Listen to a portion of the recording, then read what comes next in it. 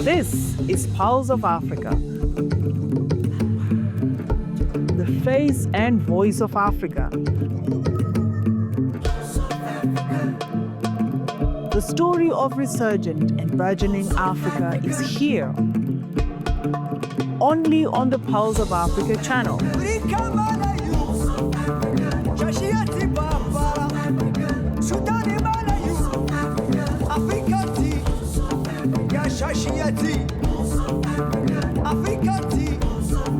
Pulse of Africa, the face and voice of Africa.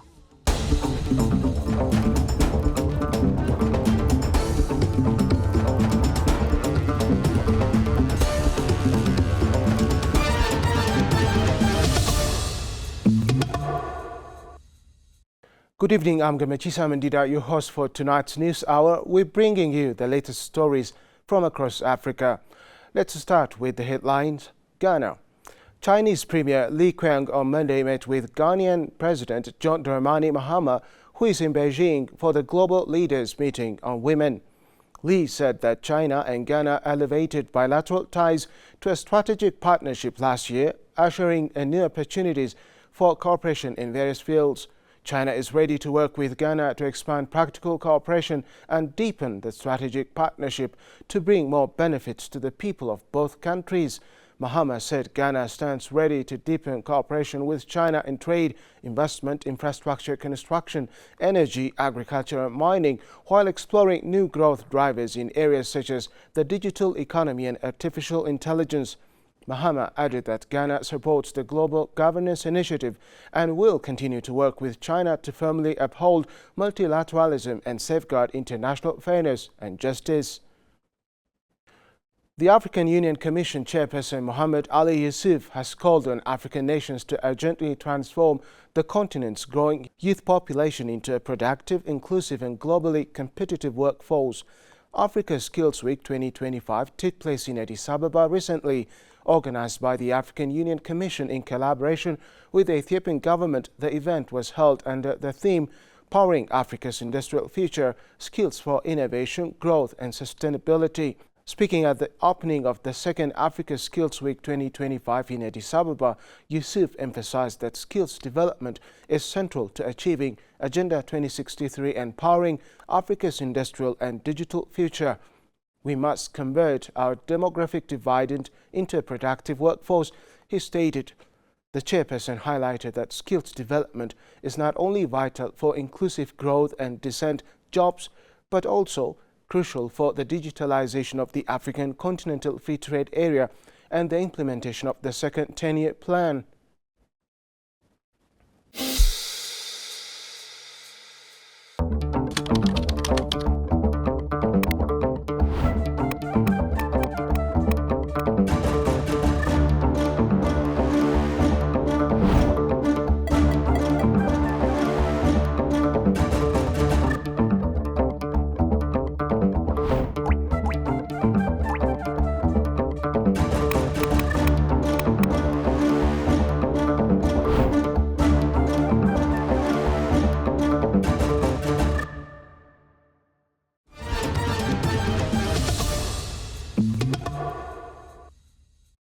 The government of Togo has launched a national process to revise the African Continental Free Trade Area Framework Agreement, its protocols and the country's national implementation strategy.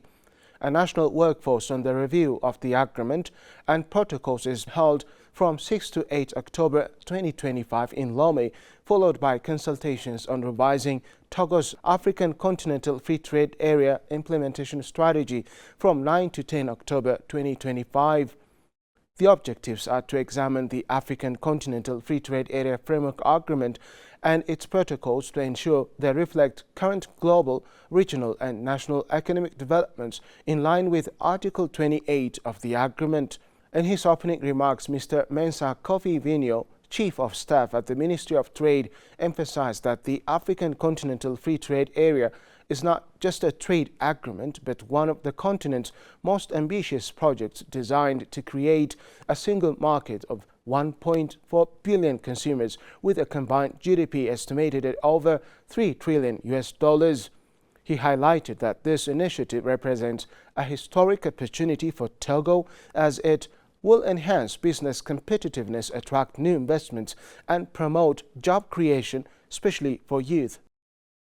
Former Assistant Secretary General of the Common Market for Eastern and Southern Africa, COMESA, Ambassador Dr. Kipyego Chelgate, has underscored the importance of regional integration, digital transformation and infrastructure development in driving Africa's trade and economic growth. Dr. Chelgate noted that while Africa has lagged behind globally, innovations such as M-Pesa and regional banking systems are improving financial mobility across the continent.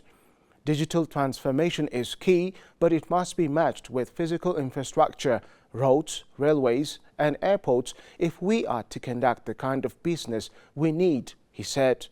We need highways and railways that cross borders to reduce costs and boost trade. A unified transportation network will unlock Africa's full economic potential, Dr. Chelgate said. He urged African nations to align with the African Union's Agenda 2063, aiming for seamless connectivity from Cairo to Cape Town and more integrated continental economy.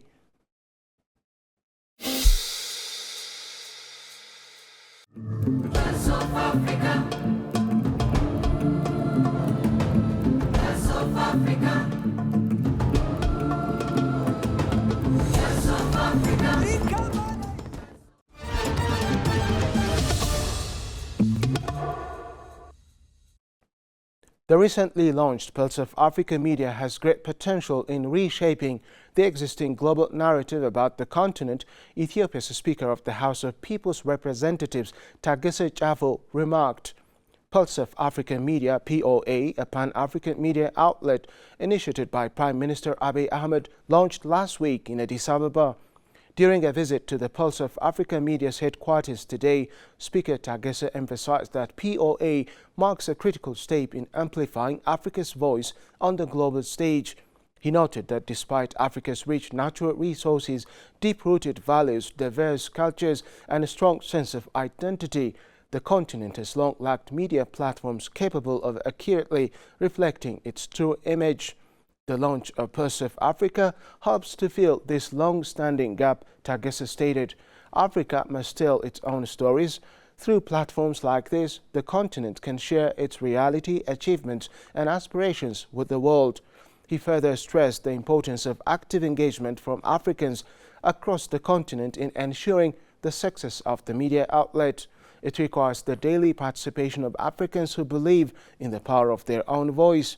Speaker Tageshe also reaffirmed the Ethiopian government's commitment to supporting the mission of Pulse of Africa, promising the necessary assistance to help the media house thrive. Concluding his visit, the speaker toured the POA's headquarters facilities and expressed admirations for the cutting-edge infrastructure supporting the media outlet's operations. President Taye Askeselase today, October 14th, received the letter of credence of the newly appointed ambassador of the Arab Republic of Egypt to Ethiopia, Dr. Obaida A. Al-Dandawe. During the discussion, President Taye highlighted the long-standing and multifaceted relations between Ethiopia and Egypt, emphasizing the many areas of cooperation the two countries continue to pursue, including agriculture, industry, and manufacturing. The President noted that while some technical issues remain outstanding, they are always within the reach of the two countries' capacity and collective wisdom.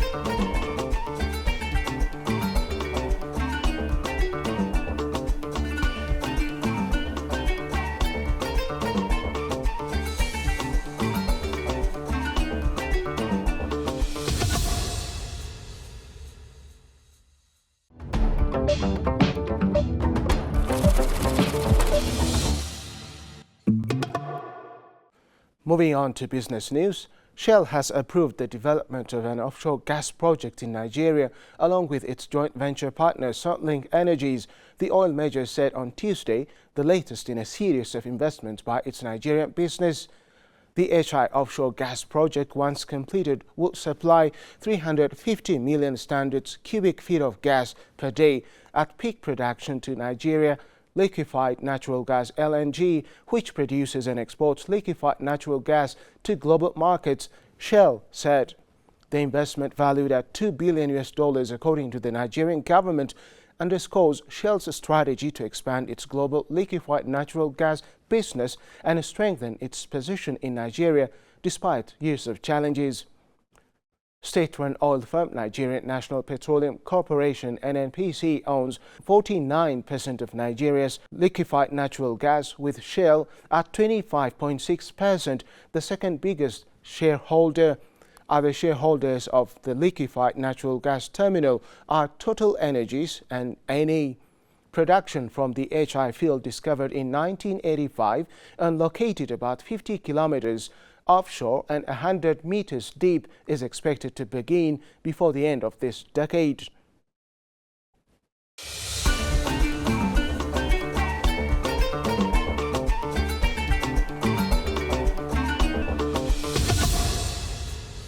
Libya's central bank said on Tuesday it had authorized the printing of 60 billion Libyan dinars, which is equivalent to $11 billion, to ensure cash liquidity was available in a balanced and stable manner. About 25 billion dinars of the total has been received and distributed to banks, while 14 billion dinars was expected to arrive from overseas before the end of the year, the statement said.